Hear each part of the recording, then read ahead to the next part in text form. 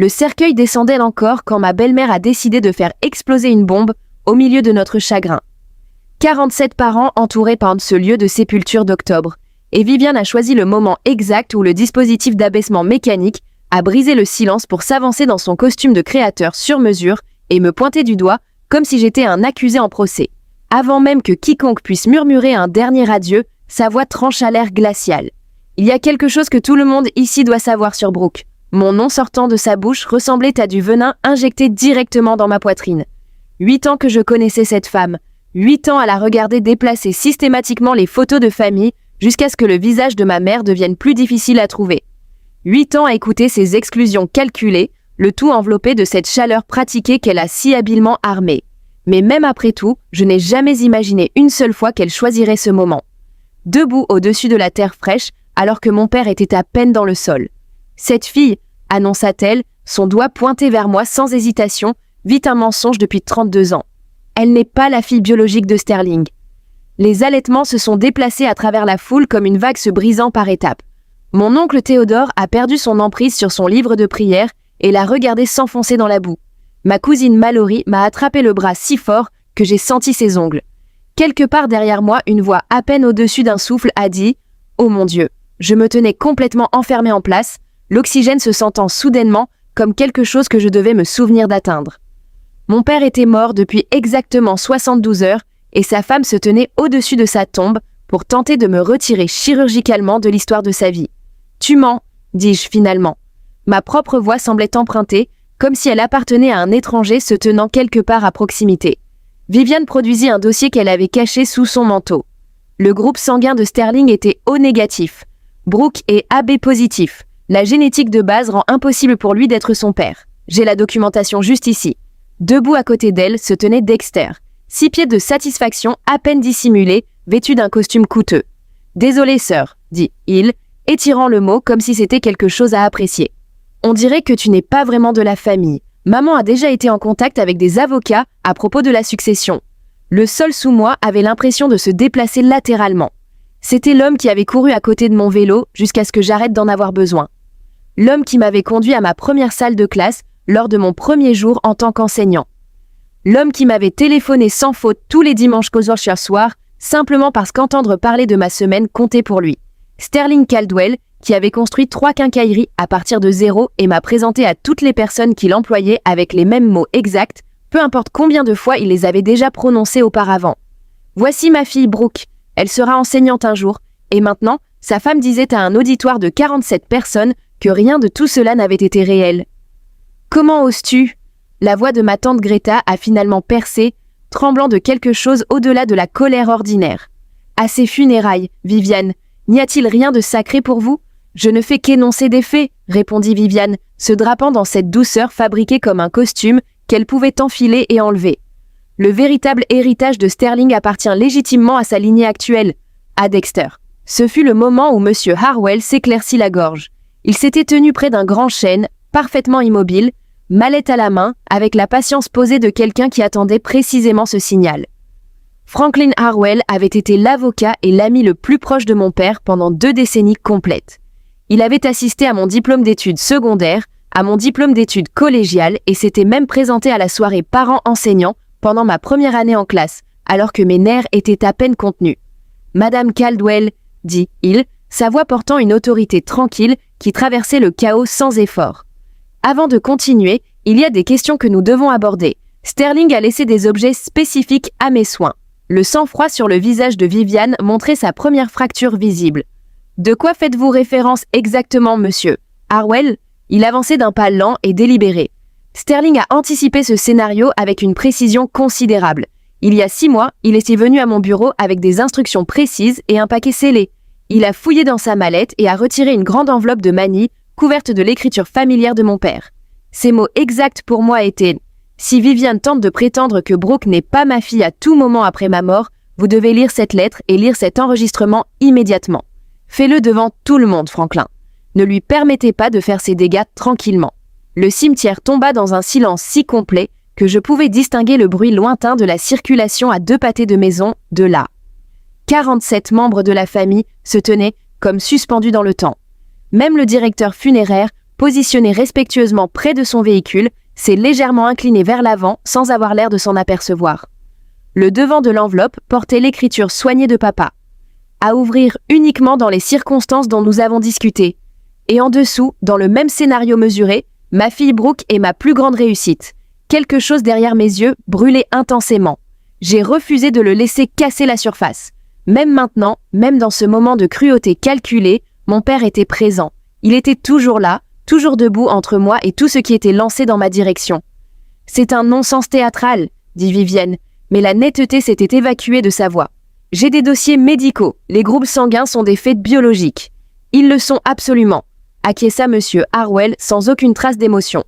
Il a récupéré un petit enregistreur numérique dans sa mallette. Sterling n'était rien sinon méthodique.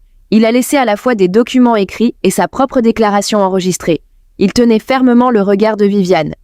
Il était également pleinement au courant de vos préparatifs. Il était au courant des dossiers médicaux que vous aviez rassemblés. Il en savait beaucoup plus que cela. C'est précisément pourquoi il s'est assuré que j'avais tout le nécessaire pour protéger sa fille de ce qu'il a spécifiquement décrit comme un assassinat de caractère posthume. L'expression de Dexter a finalement changé. La satisfaction s'évapora. Il jeta un coup d'œil à sa mère, puis à Monsieur Harwell, puis à moi. « C'est un bluff », dit Viviane, mais sa voix avait développé un tremblement maintenant. « Lis la lettre », dis-je. Quelque chose était entré dans ma voix qui n'avait jamais été là auparavant, quelque chose qui ressemblait à la main de mon père me stabilisant le dos. Que chacun entende exactement ce qu'il avait à dire. Monsieur Harwell a brisé le sceau avec une précision formelle. Le son semblait voyager à travers chaque pierre tombale apportée. « Attends », dit Viviane, et pour la première fois, la couleur s'était entièrement écoulée de son visage. « Nous n'avons pas besoin de le faire publiquement. Nous pouvons parler en privé et résoudre cela correctement. »« Mais tu l'as déjà rendu public ?» dit tante Greta, chaque mot placé comme quelque chose de délibéré. « Tu as ouvert cette représentation toi-même, Viviane. Regardons comment se déroule l'acte final. » Avant de pouvoir partager le contenu de cette lettre, je dois vous dire qui était réellement mon père. Sterling Caldwell a construit sa première quincaillerie avec un prêt de 1 000 $ et une philosophie que son propre père lui avait transmise, selon laquelle de bons outils honnêtement recommandés pouvaient résoudre presque tout ce qui valait la peine d'être résolu. Au moment où je suis venue au monde, 3 magasins existaient. À l'âge de 7 ans et lorsque ma mère a perdu son combat contre le cancer, ces magasins étaient devenus l'architecture de notre vie commune. Chaque samedi matin, nous avons visité chaque endroit ensemble. Papa me laissait aider à l'inventaire, m'apprenant à compter les pièces de quincaillerie et à organiser les fournitures, tout en racontant des histoires sur mon grand-père. Il m'a présenté à chaque employé de la même manière à chaque fois. Voici ma fille Brooke. Elle sera enseignante un jour. La fierté qui vivait dans sa voix me faisait me sentir plus grand que je ne l'étais en réalité. M'a vraiment fait croire que je pouvais devenir tout ce vers quoi je pensais. Quand maman est morte, c'est devenu juste nous deux.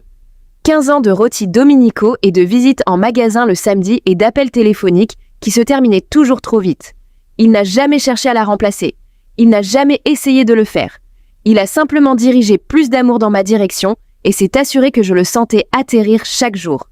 Puis Viviane est apparue.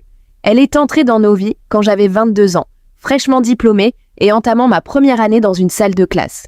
Elle était polie de cette manière particulière qui rendait les autres femmes soudainement conscientes de ce qu'elles portaient, blondes et entretenues avec précision, vêtues de vêtements qui communiquaient la richesse même pendant les périodes qu'elles se décrivaient comme financièrement étirées. Elle est arrivée avec un fils adolescent nommé Dexter et un récit sur un divorce douloureux et un profond besoin de stabilité. Papa est tombé complètement.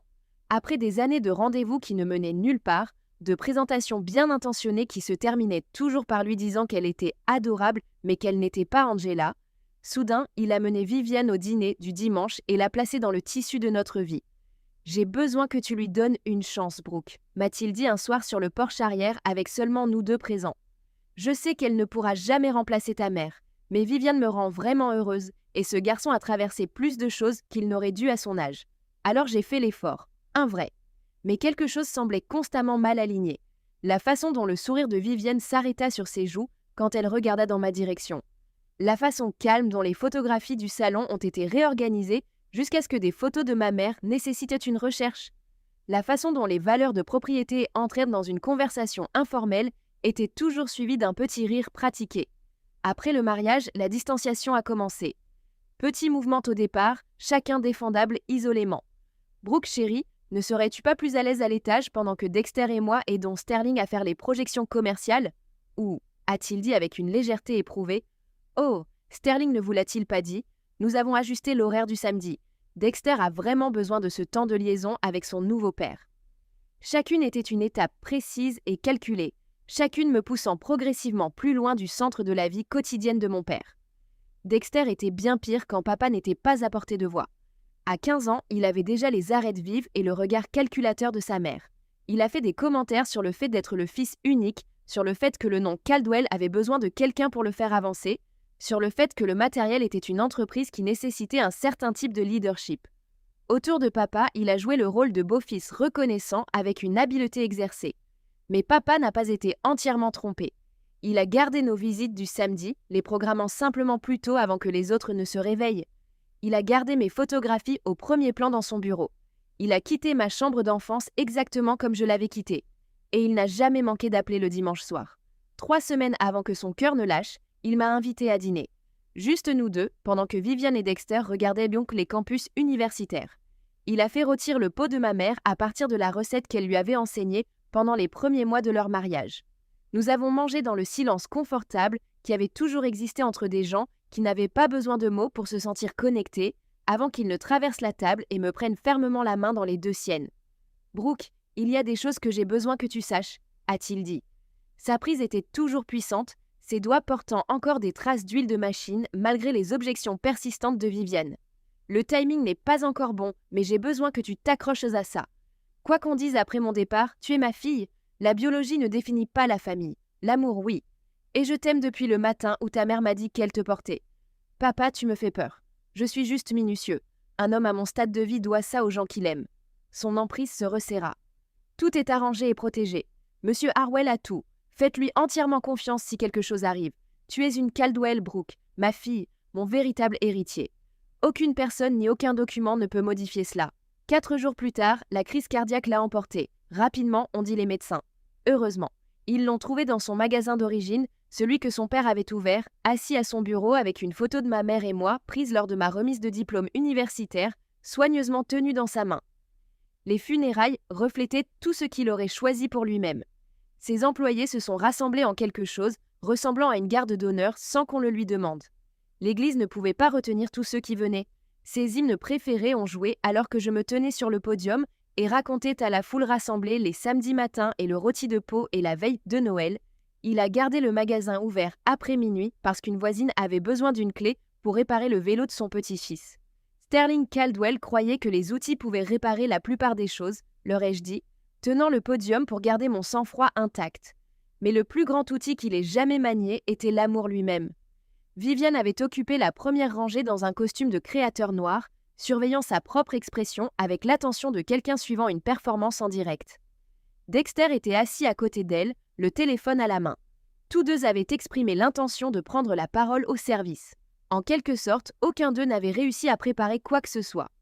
Trop accablée de chagrin, Viviane avait expliqué au ministre, même si je l'avais entendu le matin même lors d'un appel, discuter des évaluations foncières avec quelqu'un qui ressemblait à un agent immobilier. Maintenant, debout sur le site de la tombe, M. Harwell tenait la lettre de mon père à 2 mains et commença à lire à haute voix. « À ma fille bien-aimée, Brooke. » J'ai entendu Viviane respirer brusquement. Ce qui a suivi a été mon père rendu sous forme écrite. Patient et régulier et absolument certain. La même voix qui avait couru à côté de mon vélo jusqu'au moment où j'ai volé de l'avant par moi-même, qui avait téléphoné tous les dimanches sans exception, qui avait fait du rôti et avait traversé une table et m'avait promis que j'étais protégée. Il a confirmé tout ce que j'avais toujours su quelque part sous la pensée rationnelle, qu'il était pleinement conscient des intentions de Viviane, qu'il avait passé 6 mois soigneusement et méthodiquement à construire une structure protectrice autour de moi, que la réalité du groupe sanguin, bien que biologiquement exacte, était quelque chose qu'il connaissait depuis 32 ans. Parce qu'il était présent la nuit où ma mère, dans un moment d'honnêteté terrifiée au début de leur mariage, lui a dit la vérité sur ma conception. Et sa réponse à ce moment-là, comme à chaque instant qui a suivi, avait été constante et inébranlable. « Tu es ma fille. Je t'ai choisie. Je ne t'ai jamais considéré un seul jour autre chose que complètement à moi. » Il avait également, avec son souci du détail caractéristique, obtenu des documents juridiques. Une reconnaissance formelle de paternité, signée des décennies auparavant, structuré pour être incontestable en vertu des lois de cet État, témoin et notarié, et déposé dans un palais de justice, non conservé quelque part, Vivian pourrait éventuellement le localiser. Classé de façon permanente et correctement. Les quincailleries, précisait la lettre, avaient été transférées dans une fiducie conçue avec une précision chirurgicale pour empêcher toute contestation de propriété. Ces conditions avaient été établies 6 mois plus tôt, lors de la même visite lorsque papa avait confié à M. Harwell avec l'enveloppe scellée.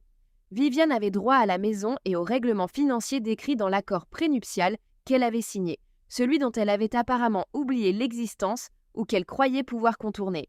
Dexter n'a rien reçu au-delà de ce que papa avait déjà choisi de lui donner de son vivant. La lettre se terminait simplement. « Brooke, je savais que tu te tenais peut-être sur ma tombe quand tu as entendu ces mots. Je le savais parce que je connais Vivian, et je sais qu'elle choisirait le moment où tu te sentirais le plus exposé. Alors je veux que tu m'entendes une dernière fois. Tu es ma plus grande réussite. Pas les magasins, pas l'héritage commercial. Toi, le professeur. La fille qui a appris à faire du vélo dans notre allée et qui n'a jamais cessé d'être courageuse. Je suis si profondément fière de toi. Je serai toujours fière de toi. Occupez-vous des magasins. Prends soin de notre peuple et ne laissez jamais personne vous convaincre que vous n'appartenez pas. Tu es à ta place, Brooke. Tu as toujours appartenu. Avec tout mon amour, papa. » Le cimetière gardait son silence comme quelque chose de sacré. Puis tante Greta s'est mise à pleurer. Pas les pleurs retenus et prudents d'avant, mais le genre profond et libérateur qui arrive quand quelque chose de terrible a été arrêté au dernier moment possible. Oncle Théodore a récupéré son livre de prière dans la boue, a redressé sa veste avec une dignité tranquille et est passé directement devant Vivian sans accuser de réception pour venir se tenir à côté de moi. L'un après l'autre, les membres de la famille ont suivi. Vivian resta parfaitement immobile.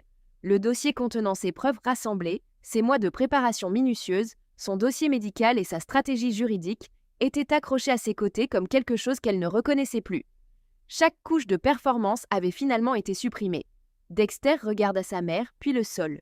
Son téléphone est resté intact pour la première fois de la journée. « Madame Caldwell », dit tranquillement M. Harwell, pliant la lettre avec la même précision qu'il avait utilisée pour l'ouvrir. « Je serai en contact concernant la procédure formelle. Je recommanderais fortement d'obtenir une représentation juridique. » Vivian ouvrit la bouche, puis la fermait. Puis elle s'est retournée et s'est éloignée de la tombe de mon père sans un seul mot supplémentaire. Dexter suivit plusieurs pas derrière elle, ses chaussures chères ramassant enfin de la boue à chaque pas. J'y suis restée longtemps après que la plupart des gens soient partis, après que le directeur des funérailles eut terminé son travail silencieux et respectueux. Après que les dernières feuilles oranges et dorées aient dérivé des arbres, mon père avait l'habitude de dire que c'était la façon de Dieu de s'assurer que l'automne reçoive l'attention qu'il méritait.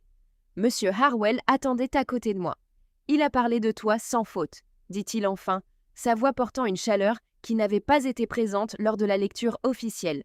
Chaque réunion, chaque appel téléphonique, chaque fois que nos chemins se croisaient. Toujours Brooke ceci et Brooke cela, le professeur, sa plus grande réussite. J'ai regardé la pierre tombale. Sterling James Caldwell, père bien-aimé, pas beau-père, pas de tuteur légal. Aucun des langages soigneusement qualifiés que le monde recherche lorsqu'il veut introduire de la complexité dans quelque chose qui n'a jamais été compliqué. Père. Parce que c'est précisément ce qu'il était. C'est ce qu'il avait choisi d'être il y a 32 ans et qu'il choisissait à nouveau chaque jour qui suivait. Il m'a choisi de la même manière qu'il a choisi toutes les personnes qu'il a embauchées, tous les clients pour lesquels il est resté après des heures, toutes les familles pour lesquelles il s'est mis en quatre pour aider. Pas par obligation, pas parce que les circonstances l'exigeaient, mais parce que c'était tout simplement la bonne chose à faire. Et parce que le véritable amour, l'amour qui a réellement mérité son nom, n'a pas besoin de la biologie pour lui accorder la permission avant qu'il ne commence.